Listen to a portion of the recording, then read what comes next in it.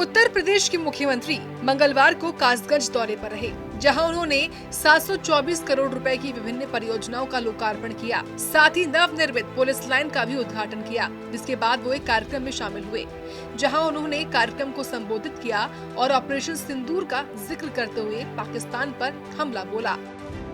Uniform की क्या कीमत होती है और उसका क्या महत्व होता है, आपने अभी ऑपरेशन सिंदूर के माध्यम से पाकिस्तान की कमर को तोड़ने वाले भारत माता के बहादुर जवानों के शौर्य के माध्यम से देखा होगा।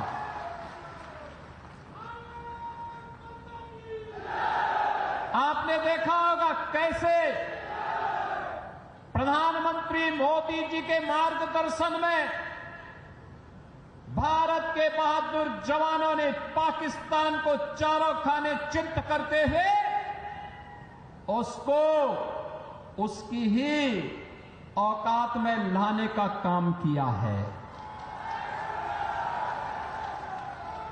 अगर हमारे पास मजबूत सेना नहीं होती, भारत माता के पास बहादुर जवान नहीं होते, तो पाकिस्तान जैसे दुश्मनों के रहते हुए देश की जनता कैसे सुरक्षित रहती।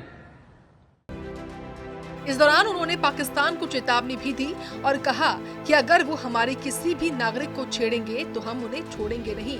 हमारी सेना किसी भी मुकाबले के लिए तैयार है। अब तो भारत ने बता दिया है कि अगर हमारे एक नागरिक को भी छेड़ोगे तो अपने अस्तित्व के लिए जूझोगे, अपने अस्तित्व के लिए जूझोगे। और आज पाकिस्तान दुनिया के अंदर गुहार लगा रहा है कि जान बकस दो एक बार।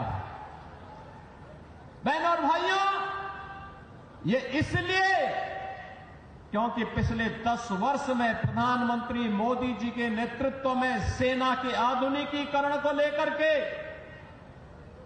सेना के सुदृढ़ीकरण को लेकर के लगातार कार्य हुए हैं। और इसीलिए भारत की सेना दुश्मन के किसी भी प्रकार का मुकाबला करने के लिए सदैव तत्पर रहती है।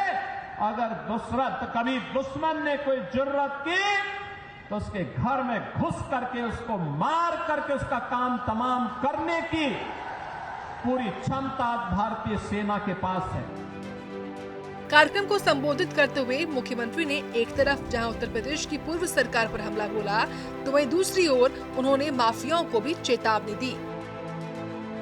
न बेटी सुरक्षित थी, न व्यापारी सुरक्षित था। हर तीसरे दिन एक दंगा होता था। पर्व और त्योहार के पहले ही लोगों के घर में, लोगों के मन में एक आशंका आ जाती थी, पता नहीं अब क्या होगा, अब क्या होगा। प्रदेश में विकास ठप हो गया था। एक तरफ उपद्रव और दूसरी